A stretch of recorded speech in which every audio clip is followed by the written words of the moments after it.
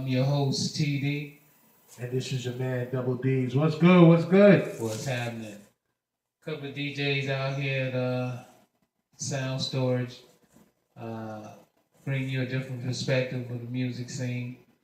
Not so much as the scene, but music itself. We're going to give you our perspective of the music scene. And our perspective, we feel, is a lot more, you know what I'm saying, on point. And we ain't trying to brag like we better than anybody else, but we're going to give you, we're going to talk about some things and, you know what I'm saying, and keep it, as we say, on the real to real. Because, you know, we doing us since we here on the Atlanta scene. Real show. Yeah, we doing us since we on the Atlanta scene. You know, me and TD got a lot of history, and you know, doing parties and stuff like that in the city. Like we was in some underground legendary spots. We did a couple of festivals. B-side. Right. Shouts to the B-side. Right, and we, as a matter of fact, you know, have some lot of memories of all the joints that we did. Legendary. True that. It was ladies. It was a whole vibe. Good drink. Nice night. Good smoking stank. Nice night. Real nice. So, you know, so what we're going to do is just, hey, we're going to just put it out there for y'all, you know what I'm saying, for everybody out there, you know what I'm saying. We hope you feeling our vibe, and always let us know, you know what I'm saying, how we doing, and then put it in the comments. Be nice. And say what you want, nigga. I got clap back for your ass. You want to talk? We just playing. Yo, just tell us what we are, because there's always room for improvement. We just throwing this out there, and you know what I'm saying, hopefully people can appreciate it, and because we hope people can appreciate it as much as we appreciate the music that's out here. You know what I'm saying? Sure. We just trying to give you our perspective. Everybody has them. You know, there's no right or wrong. So once we get the number line up, y'all call in, talk to us, let us know what's going on, give us some feedback. Just as simple as this. It's a couple of brothers that's got experience, got knowledge in the game, been around, seen a lot of shit in the game. And yo, we got stories, man. It's like you know, like we seen a lot in the game, man. Something that we seen, okay, like, cause you got all the legends, but they ain't really telling everything they see. No, they ain't about to tell you everything. We wanted to listen, man. If you're gonna keep it real, you got to tell everything. You got to tell, you know what I'm saying, the good shit. You got to tell the weirdo story. The weirdo stories are already out there. All right, listen. They already. Hey, listen. We gonna cover that too, man, because we gonna be like, because it'd be like, wait a minute, because for one aspect it'd be like, hold up. One aspect it'd be like, okay, that's fake news or that's just rumors. But the other aspect, you'd be like, hold up. You never know. You go, wait a minute. All I know is, like I said, I'm gonna give my perspective. We might talk about some things that we've heard other people say, but I'm gonna, if I can't bring it around to something that I know or something that I've been through or been next door to or something close to, I'm not even gonna speak on it. You know, we can talk about how people feel, and everybody got their feelings. You know, a fact is a fact. But everybody has an opinion, and your opinion is welcome. That's why we're here to get two different points of view. That's what's called a real to real. Now, first thing we represent the old school. So old school still rules. Right? Yes, sir. No, we OGs in this thing. So triple OG.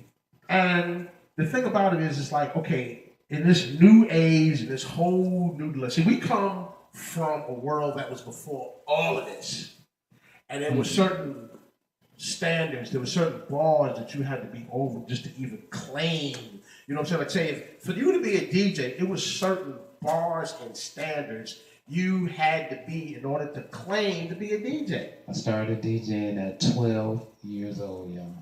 I'm about to be 50, God willing, February 9th. Well, see, here's the thing. At 12 years old, he was set to a certain standard. Okay?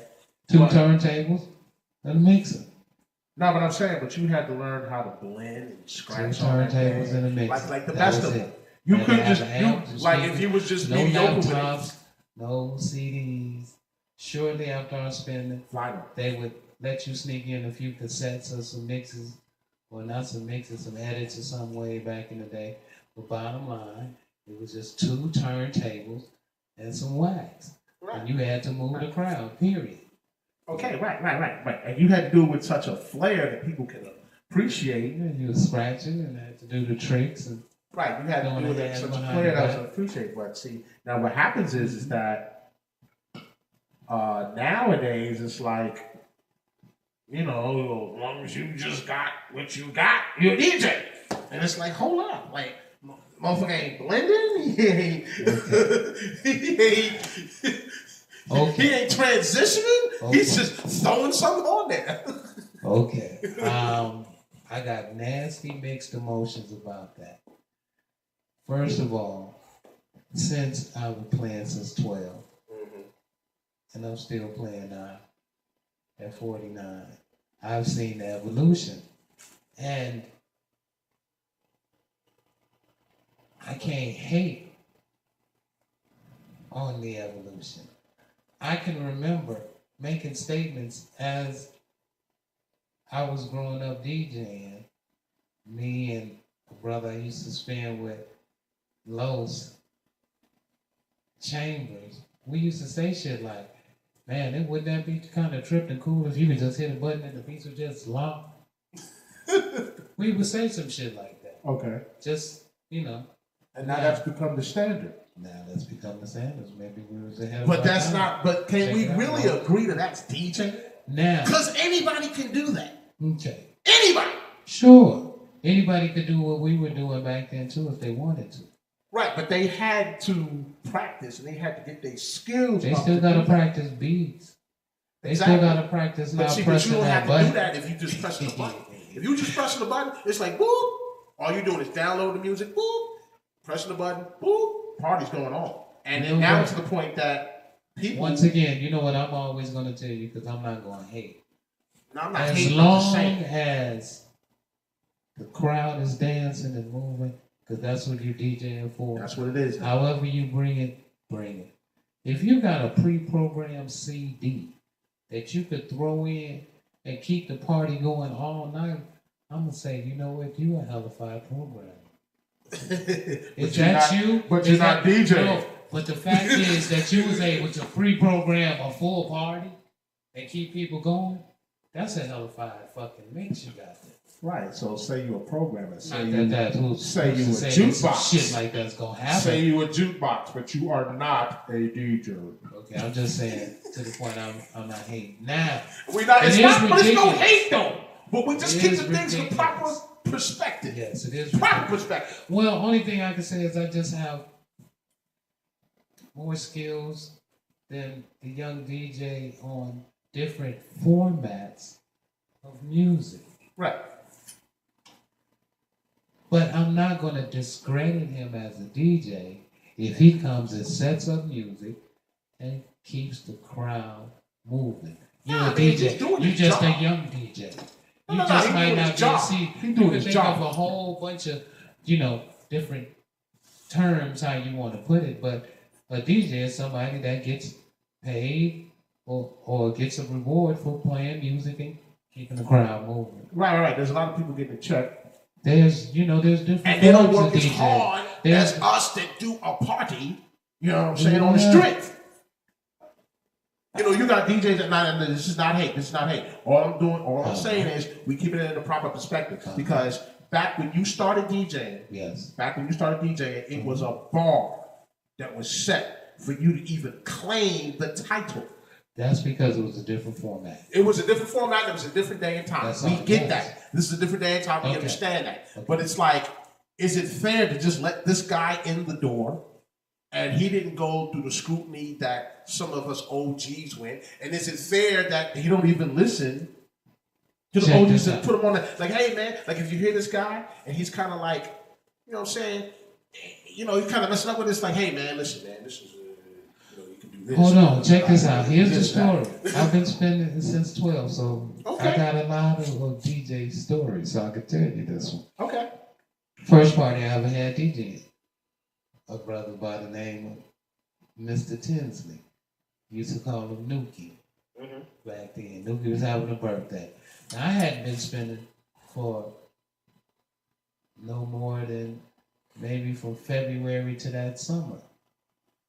And since he was having a birthday party and his mother was going to have a DJ come and spin for him, and he came down and he just saw the turntables in the basement, was like, man, I didn't know you spun.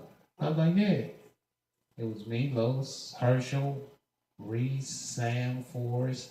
We had our own little clique. And I was like kind of headlining. Lois and Herschel.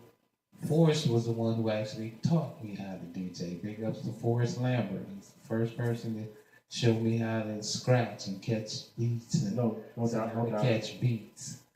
And so Nuki came down, saw us playing the music in the basement. Was like, man, I'm having a birthday party. My mother's about to pay this dude to do it. I could see if she'll just give you the bread, and you can do it. But you are age, you know what we want to hear. I'm like, okay. We go down there. We make $75. This is my first time ever playing.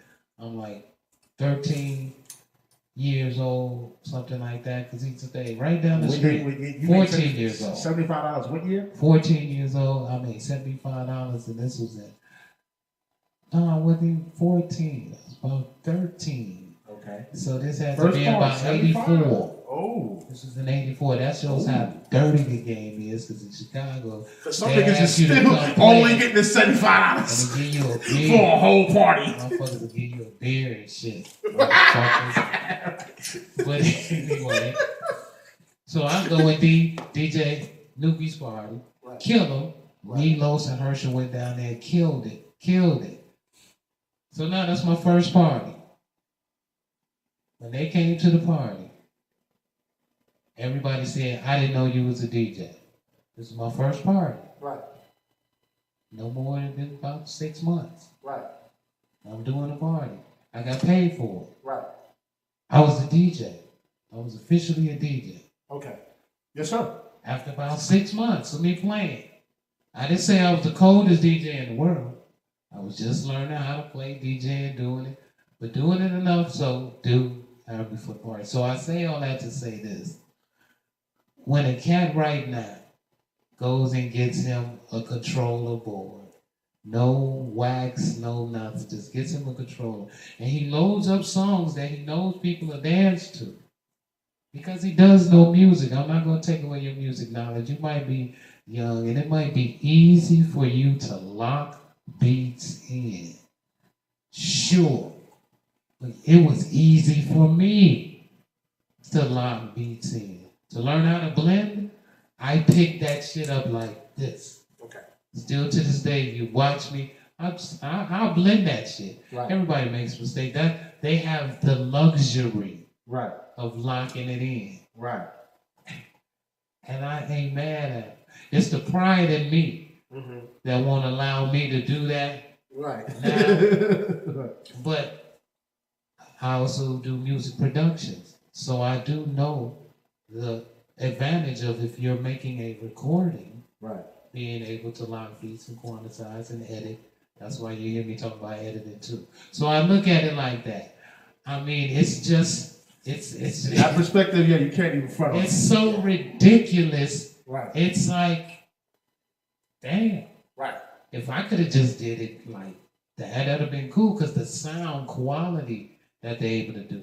The fact that they don't have to carry all the shit. I have to carry. I'm like, back-breaking. The back-breaking crates. I'm like, damn. The 50 crates and the 50 records in the milk crate. It was a dirty game. Yeah. And we talk about Chicago now. I don't know if we said this already, but I'm from Chicago. Right. Where New York. if you didn't come with an entourage, you might fuck around and get your record stolen. Hey, fight break out, everybody hit the deck, next thing you know, your record's gone. It was a dirty game in the South Side. All right. Hey, we gonna get into some more of that. We'll be right back. You know what I'm saying? Real to real. Yes, sir. This is the Real to Real show. TD Dubble Deez. Real to real.